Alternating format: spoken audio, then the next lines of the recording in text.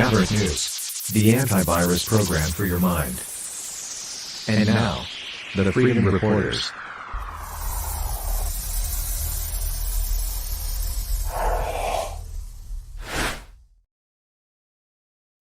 A big day today. RFK Jr.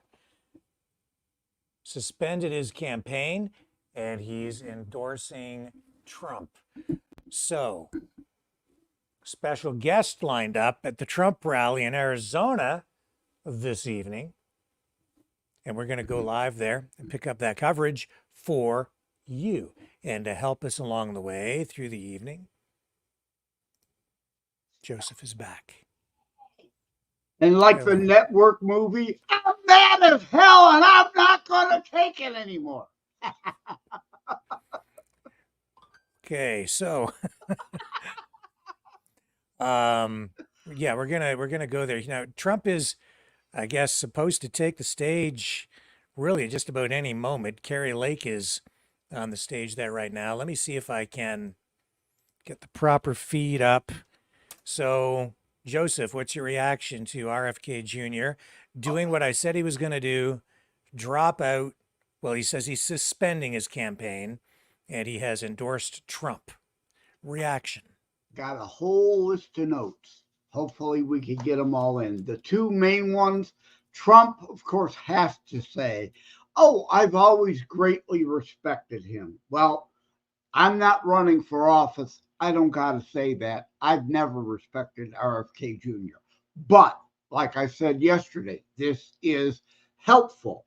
It can be helpful.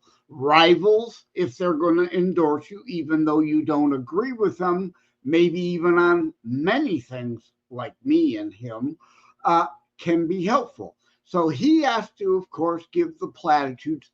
I do not. I think he's a nut. I think he's a flake. I think he's a loon. He's more Teddy Kennedy than JFK or, the two Kennedys that were killed.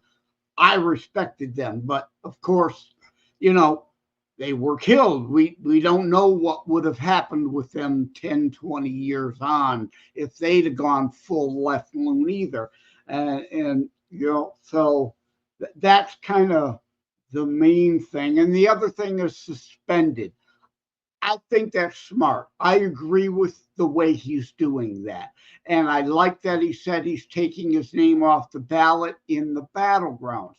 I have a bit of issue with his red state, blue state thing.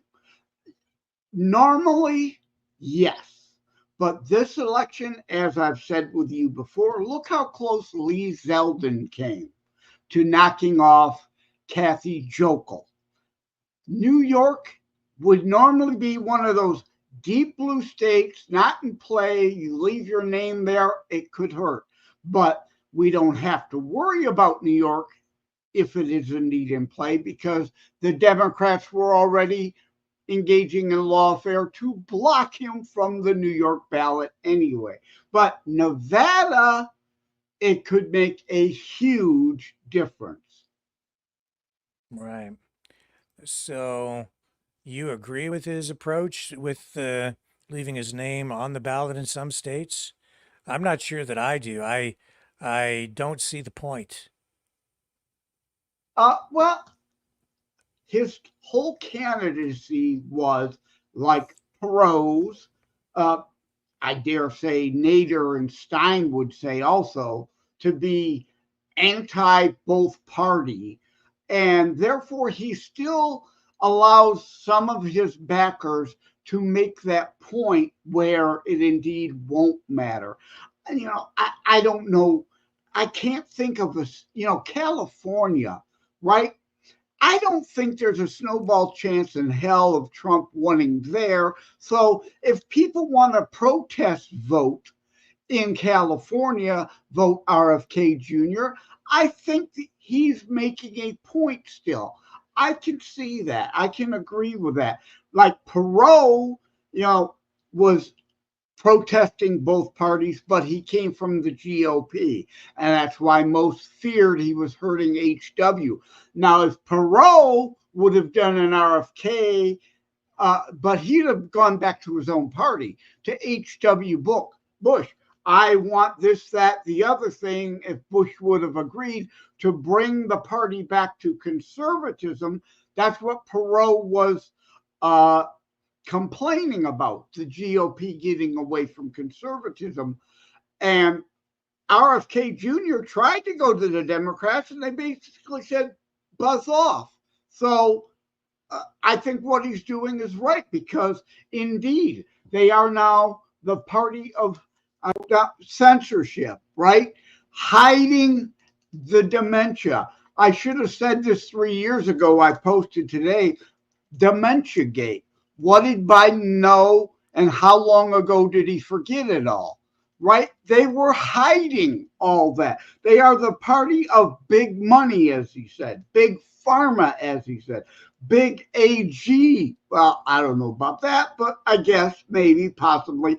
They are definitely the party of lawfare, keeping him off the ballot too. So I think the only thing he could do to continue to make his point would be this. If he'd have gone back and made a deal with Harris, I'm glad she didn't even want to give him the time of day, because if there would have been, then all he's done would have been a complete farce. Is he going to be the special guest tonight at this Trump rally? I hope so. Like I said yesterday, if he is, I want him to bring the VP gal with him. Right. Mm-hmm. Her voice again. Shanahan. Yeah. Abraham Lincoln didn't get to say Gettysburg, Schmettysburg. Let the South have it. Then they could have went on anywhere they would have wanted. The Civil War would have been a completely different turnout. Right. Sometimes the enemy dictates a battlefield you have to fight on. Or, like I said yesterday, my quote, right? Either Sun Tzu or sunburn the art of stupid instead. Some people are just so caught up in their emotion of it, they can't logic, reason, common sense. They are strategically retarded, as I said yesterday. To not understand, we may not like identity politics, but if you're not going to fight, you have surrendered it, and you often then lose because of it. So if Shanahan shows up and talks, it will be a bigger deal than if RFK Jr. is the only special guest. Well, I guess we're going to find out momentarily, because I think he will be the special guest. Trump, we're told, was supposed to start speaking at 7. Of course, these things always start just a little bit late. Yeah. It's now a little bit past 7:12. Kari Lake is on stage right now in Arizona. And I thought RFK Jr. had a great line, back to life and reality, that he was climbing a glass version of Mount Impossible. That to me is a great self-realization, and shows, as much of a loon as I think he is, he does care enough to be self-aware and make this move. So I give him props, I give him flowers for what he's doing, rather than continuing me, only me. I'm staying on the ballot no matter who it costs. I don't think he had a choice. I think they were out of money, out of options. They didn't have nearly enough to really fight. They had mounting legal bills because of all the lawfare being lodged against them by the Democrats. He just refunded $1 million to his running mate Shanahan, who is very wealthy, and she was basically bankrolling the whole thing, so she's getting some of her money back. But they were out of cash, and we know that because there were multiple reports about that over the past week or so. Yeah, if she wasn't going to be willing to pour another 10 million down a black hole, you're right. the money is over. If so, she may have indeed been the driving force of this. And there's no way that you can compete with that kind of budget because uh, Kamala Harris immediately raised something like 43.6 million through Act Blue alone when she Money just laundering. started. So as soon as she started to campaign, so that's what was dumped into the campaign like almost immediately. You So are aware of the investigations of Act Blue and mhm. countless people who have been contacted. Did you give $100,000 over the last 52 weeks? No, I'm poor. I can't. I wouldn't have given them a dime, but somehow your name is on Act Blue as given 1,000 dollars 100 different times over the last 2 months. Eh, We all know what's going on here, but yeah, and that's why RFK said Well, look, they're the big money party, money laundering party. it is all about money, and I mean, not all about money, but without money, you can't win. Correct. You got to have the money. I think that this whole dog and pony show we've witnessed over the past, well, Monday through Thursday this past week at the DNC convention was exactly that. I think it was a show. I think it was all completely fabricated. It was drama from every tier to every dollar. That whole thing was completely disingenuous, portraying Kamala Harris and Tim Walz as just average middle class people who struggled to get to the top, and they're just like you and I, Joseph. They came from just average middle class families and with from communities where everybody's always looking out for each other. What a load of crap. Her mom is we're being told was 19, came to America all alone, completely alone, and then she was going to have to go back to India to an arranged marriage. But she met Kamala's father and they fell in love, a man from Jamaica. And they got married and lived out the American dream. And her mom, after coming to America, managed to, struggle through school and get a PhD and become a scientist.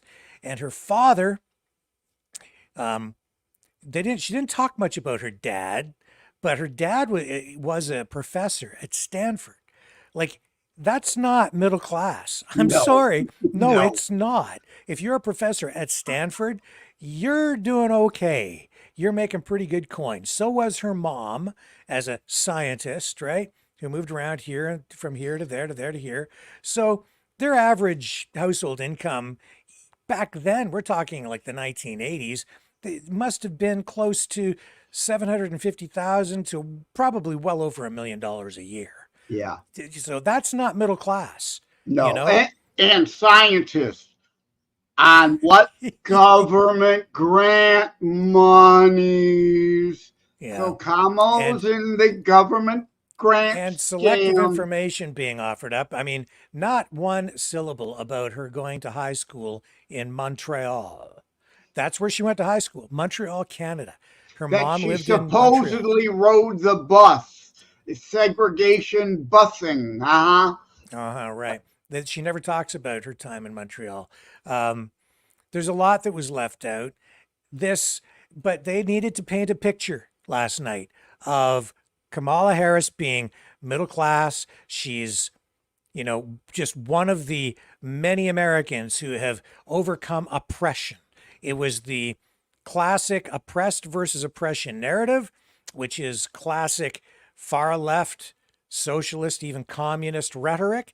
That's the storyline that's being dumped out there. And this is designed to neuter the Trump campaign because up until now, Trump has been able to portray himself as a champion of the people, a populist who's out there fighting the elites. Well, now his opponent is just a poor little immigrant girl who struggled to achieve success and found her way all the way to the vice presidency of the United States. She's the embodiment of the American dream. And how can Ident- Trump attack that? Because if he does, he'll be a sexist, he'll be a racist, he'll be a Yep. great big bad white supremacist bully. That's what's being laid out, was laid out last night. And I'm not buying any of it because I don't think Kamala Harris came from a middle class family. I think she came from a very well to do family. Maybe not a family of billionaires, but certainly millionaires. And she wasn't living in the slums. Yeah, it was all identity politics. As I've said all 4 days, style over substance, all identity politics, shoveling manure, selling an illusion, a delusion, a dog and pony show, I And think you said, and bread Coach and Walls, the circus. Coach Walls. Yeah, he's just an average guy from the suburbs, middle class guy, high school coach. And that's who the VP is going to be now. Joke, It's going to be a joke. coach, a middle class coach from your local high school. Yeah. That's the image they're portraying. No, this guy's the governor. This guy's making big money. This guy's from privilege, okay? But right down to the tears, I don't know. Wall's son in the audience when when Walls was giving his speech this week, accepting the nomination to be the running mate, and his son's like bawling. And how many times did we see Tim Walz crying? You know what that is? That is like that. I think a lot of that was staged, and it was done because you have to portray these, and I'm sorry, but you have to portray these Victim. privileged people, right? As being sort of sorry for everything in the past. And they're so emotional about it. It's like, it's so emotional and I'm so sensitive and because it's not what you're saying, it's what you're seeing too. Yeah. It's not what they're saying, it's what you're seeing. Yeah, two more things. Like you said, money. This was a 4-day, couple $1 million investment to sucker more people out of tens of millions to build the campaign war chest.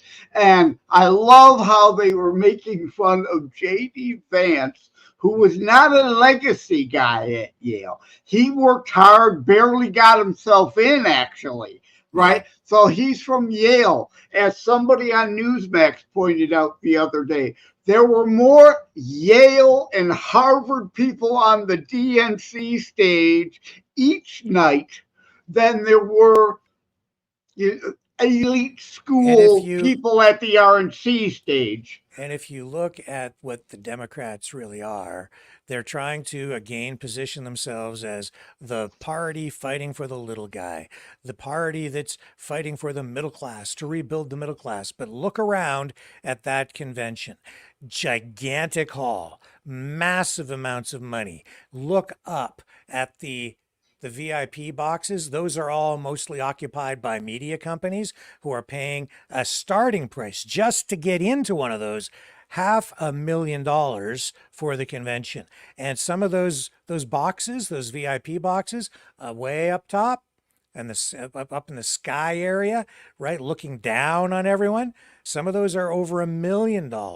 And that's where the media goes. And why do you think that just shows again the symbiotic relationship that the Democrats have between that exists between media, the mainstream media, and the Democrats? That's what's going on up there. Those media companies dumping huge money in to not just cover that event, but to have special privileges, special access, special positions within the convention itself.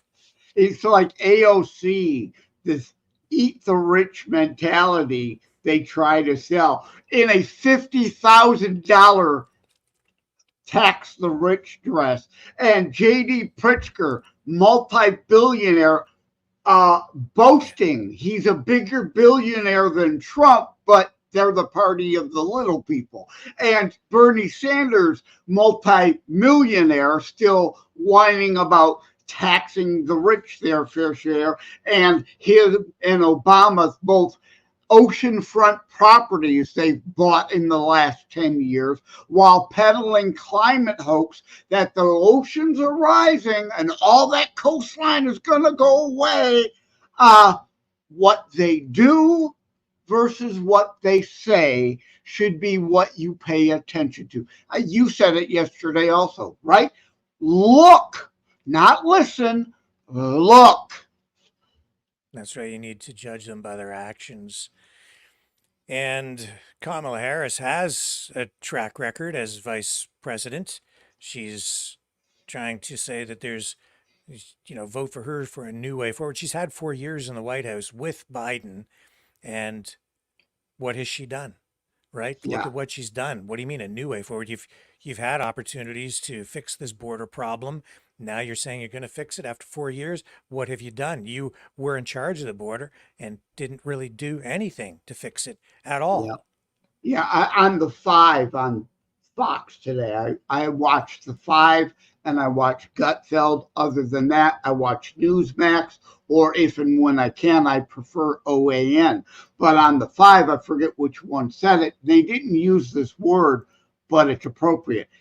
The whole convention was schizophrenic. Again, you have 1 minute, they're showing a video. She cast a time-breaking vote for the Inflation Production Act. Again, something I borrowed from Fox News. Somebody said, I don't want credit for if I haven't made it up. Yeah. But yeah, all those things she was the tiebreaker vote for.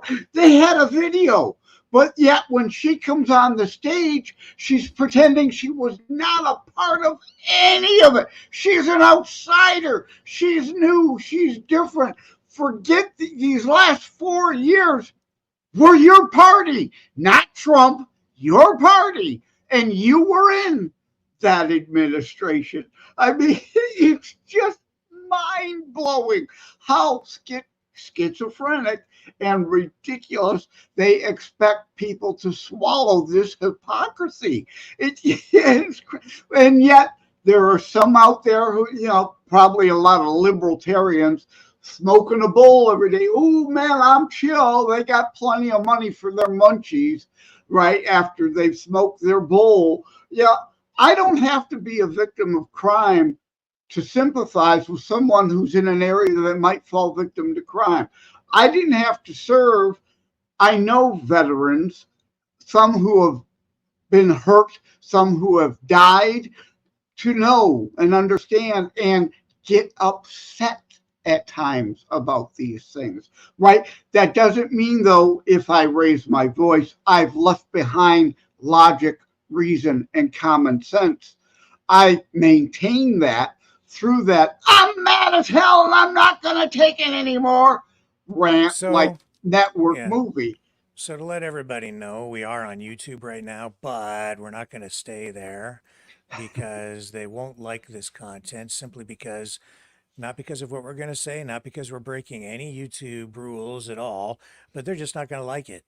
And that's enough for them to come after you. So what I'm going to suggest is that if you are watching on YouTube right now, I'm going to put the link to the Rumble channel in the chat, and please follow us over to Rumble. That is where can you put it on a scroll? How about I can, scroll? But it's really long. People aren't going to type that. No, it's way too long. Well, it's a super long. If they go to rumble.com, they can look up Maverick News Freedom Reporters, or is it Freedom Fighters? Right. They should find you in the search bar over at rumble.com. Maverick News Freedom Reporters, or whatever it is. Just put Maverick News Freedom. I can put the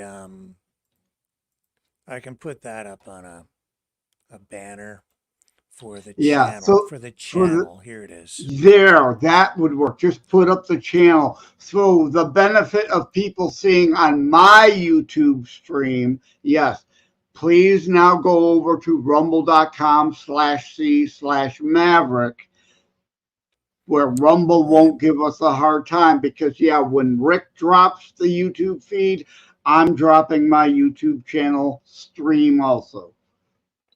Yeah, because as soon as we start running anything from that speech tonight, they are gonna.